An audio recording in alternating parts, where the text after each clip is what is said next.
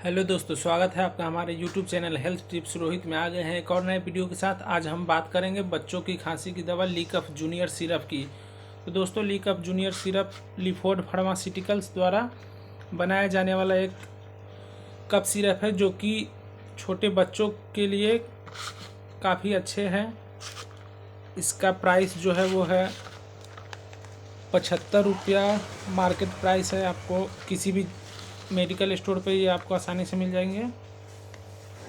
और बात करें इसके कॉम्पोजिशन की, तो इसमें डेक्स्ट्रोमेथोर्फेन हाइड्रोब्रोमाइड है 5 mg का, ब्रोमहेक्सिडिन हाइड्रोक्लोराइड है 4 mg का, फेनिरामिन हाइड्रोक्लोराइड है 5 mg का। तो ये काफ़ी अच्छी है आपके बच्चों की खांसी के लिए।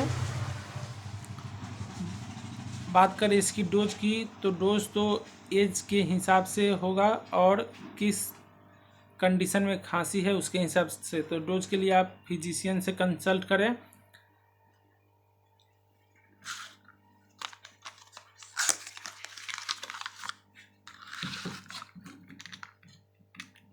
अंदर की पैकिंग आपकी इस तरह की है।